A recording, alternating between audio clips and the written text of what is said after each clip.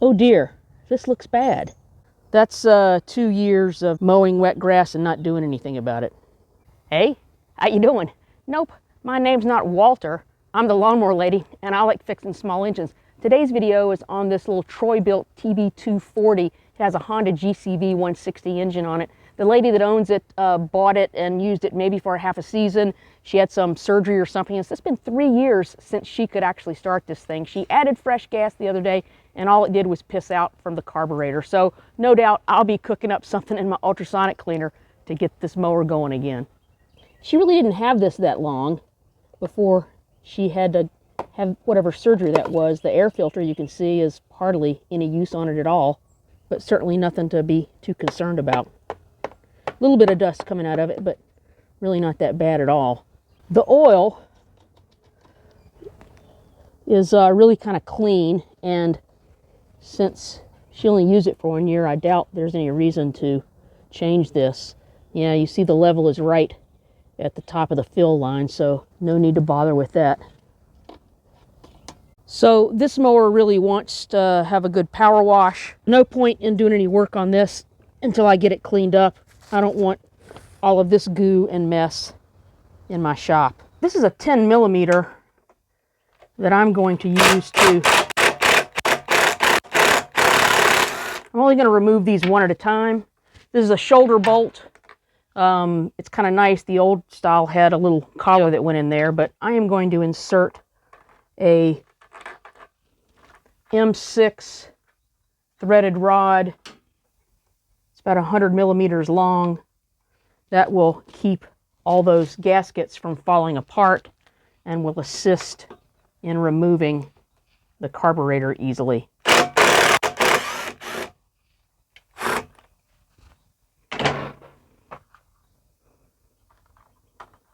I'm keeping pressure on here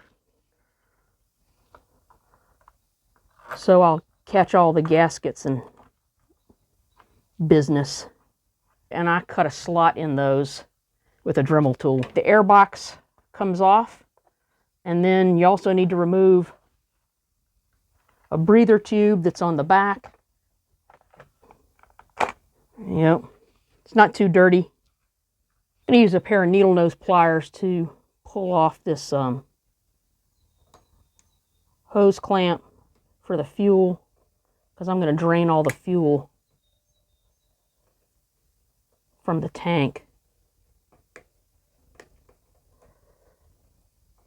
All right. This gasket comes off. Remember how this goes back on with this hole, lining up to that hole.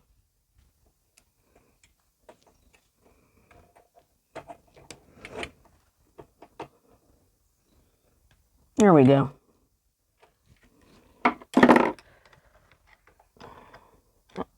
The fuel tap is off. Otherwise, it'll be pissing fuel everywhere. A little bit's going to drip out there. I'm going to drain off the fuel into an empty wine bottle, and we'll be able to see if there's any water in that. So the good news is there's really no water in here, but that's a pretty dark color for fresh gas. All right, now we can gently pull this carburetor off of here. We probably don't even need to worry about this heat shield and the auto choke mechanism there. Pull off the governor return spring and turn this guy 90. I'll get the exterior cleaned up before I take it apart and put it in the ultrasonic bath. And this old gas is a convenient solvent to use on the outside of the carburetor before I take it all apart. This is really not that dirty because, again, she only ran this for like a half a season before she had to park it. Empty out as much fuel out of here as I can.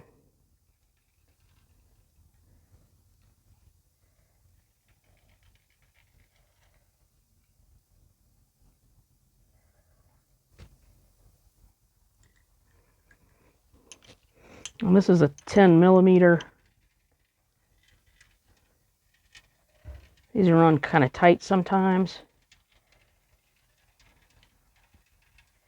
All right, let me try this.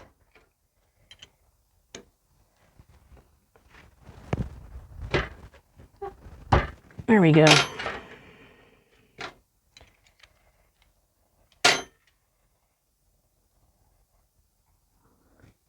little rusty on the end of the bolt there.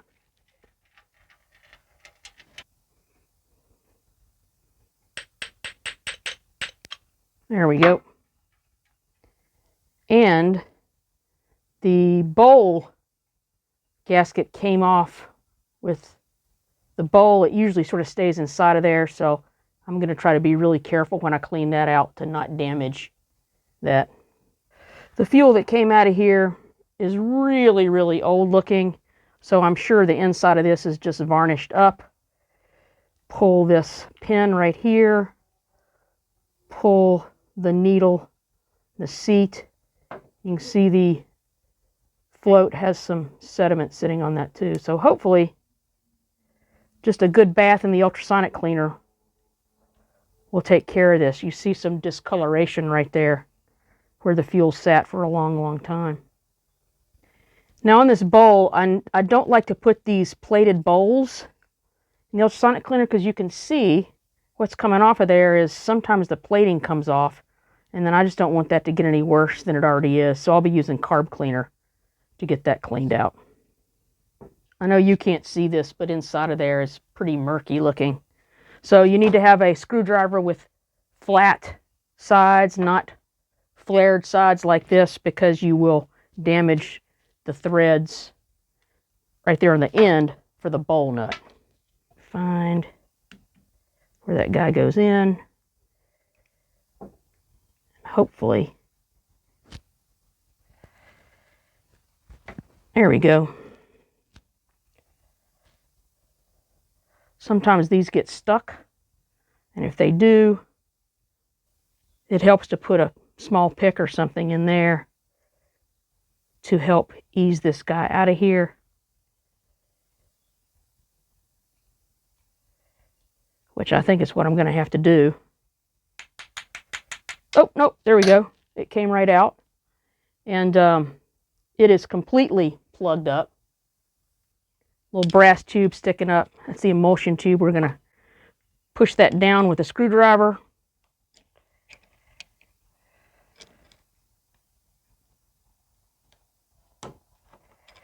And tap him out.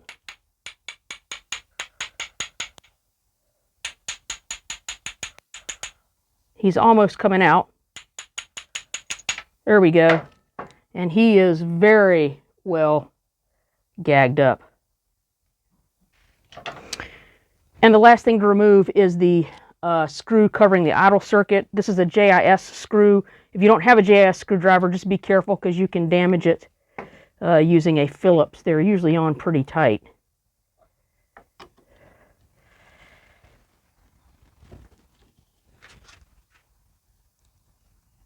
I'm going to have to put this in my vise.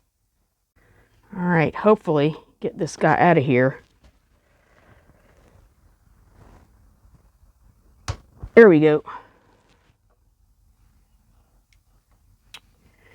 Now there is no removable jet in here, but merely this is just a passageway from air mixture coming in here and mixing in, coming out that hole right there. So got to make sure that's all clear. Emulsion tube, the main jet, the bowl nut, and the carburetor is just going to go right into, this is a solution of pine sol and water.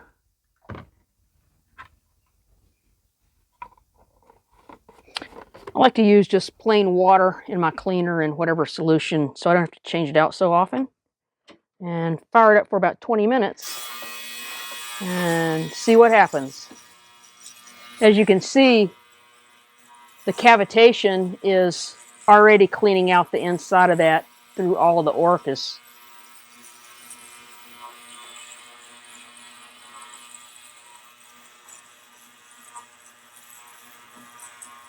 A lot of it on this side over here. Hope you can hear this because it's kind of noisy. Give that about 20 minutes.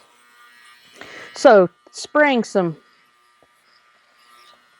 just brake cleaner inside of this bowl, a little green scrubby, trying to get a little bit of that cleaned up out of there without damaging this fiber bowl gasket. They're kind of stupid expensive. If you do damage that, I'll post a link to that in the description.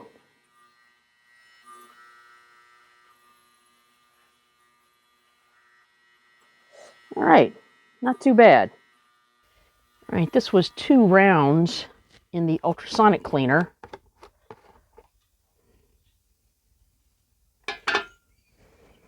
Let's see if we can't. There you go. I see the main jet, the bottom down there. And you can see I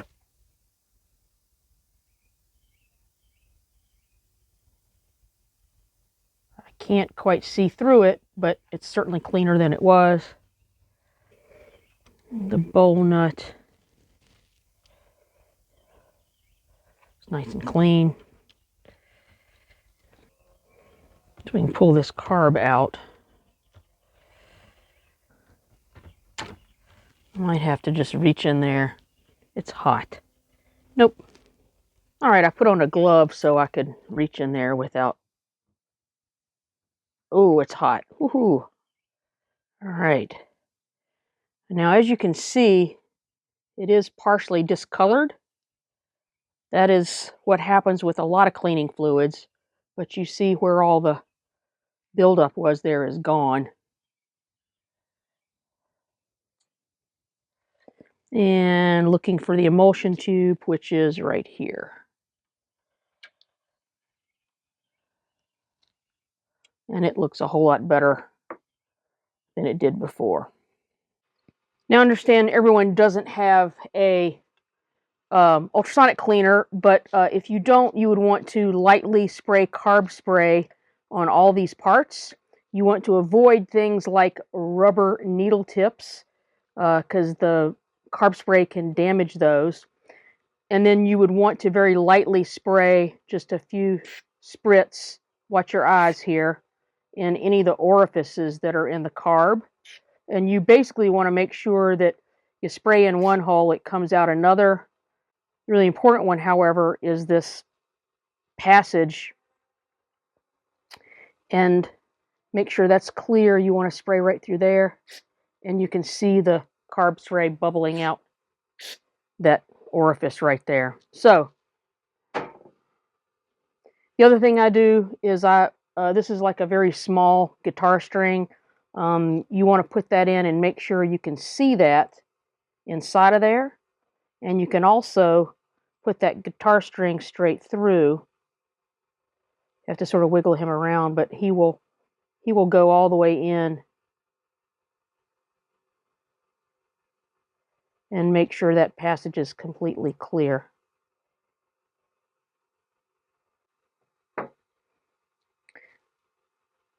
You don't have guitar strings, you can use tip cleaners for welders. They work well. And make sure, use the next size bigger, I think.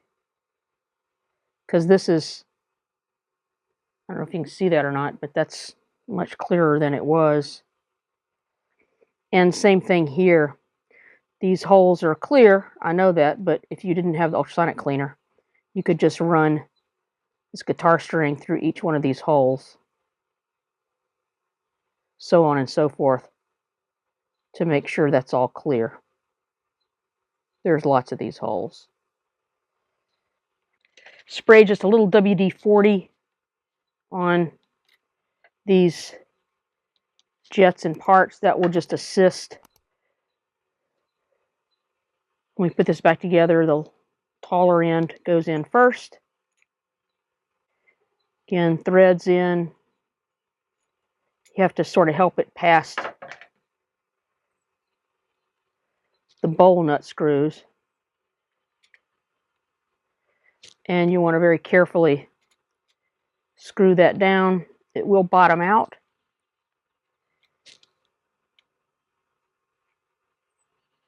not too tight. And now we should be able to see the brass part of the emulsion tube sticking up right there. He sticks up about 2 or 3 millimeters. Next is we're going to make sure that the rubber tip on this needle doesn't have any ridges or dents in it, and make sure the sides of this are clean. This drops in right there. Oops. He hooks in there. I'm going to very carefully drop the needle. Well, I dropped it. Didn't mean for that to happen. One more time. Three times a charm.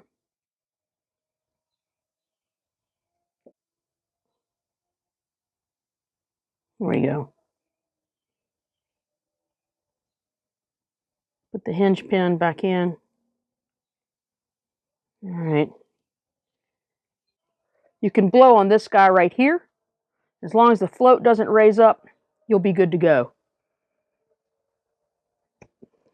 No problems there. Next is our bowl. It's in good shape, as is the gasket.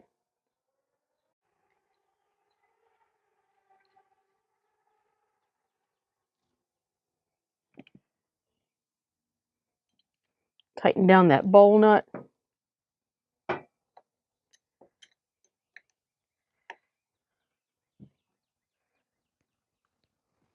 Make sure you have the bowl gasket on there. And lastly is that screw covering the idle circuit. Tighten that back down.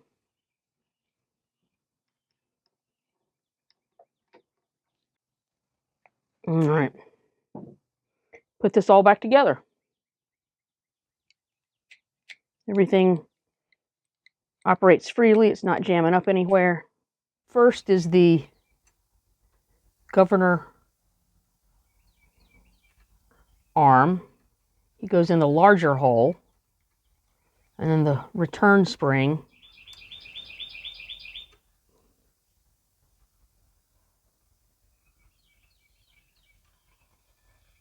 It's kind of fiddly to get that one in there.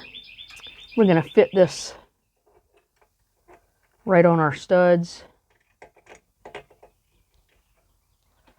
So that breather tube's in the way. All right, next I can fit the fuel line back on.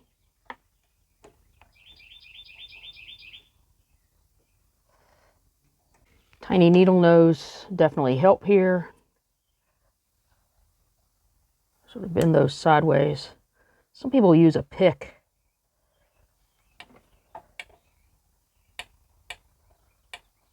There we go. Make sure that's not going to foul. All right, I'm going to go ahead and add a little bit of fresh fuel because I want to see if there's any leaks.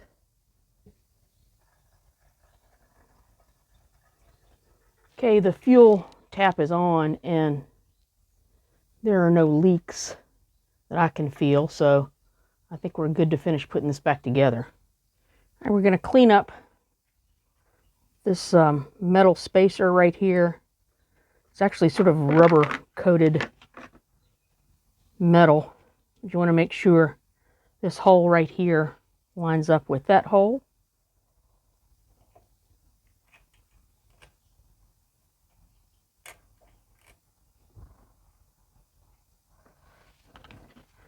Then the airbox breather tube. Put the airbox on and feed him onto those studs. And I'm going to keep pressure on the box and only remove one of these studs at a time.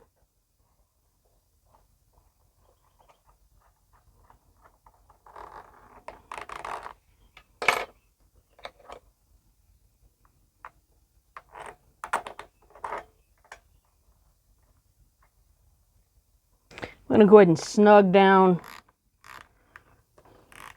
this before I take out the other stud. Not super tight, just snug. And remove the other stud. Replace it with the bolt. And I know I haven't dropped any gaskets or got those going the wrong way. I'm going to just tighten these down just snug. I don't want to warp this airbox.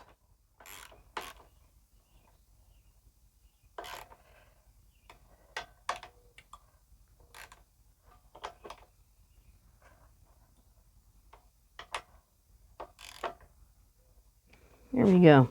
Air filter I just cleaned out with the compressed air all through there. You can just tap it out if you need to. These hinge pieces need to hook on the bottom right here. And snap that back on. The moment of truth. Fuel is on.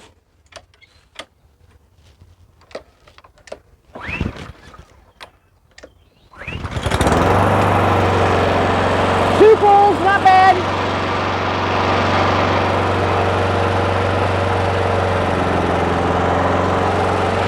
Drive mechanism works great.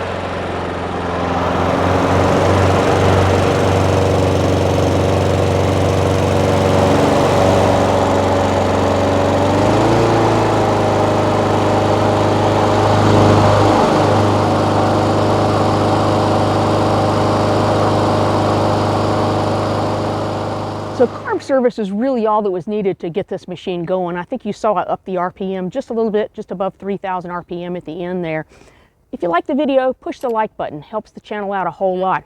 If you want to see another video with more in-depth tune-up on a similar machine that sat for actually longer than this, you're going to want to watch this video right here. Mow happy.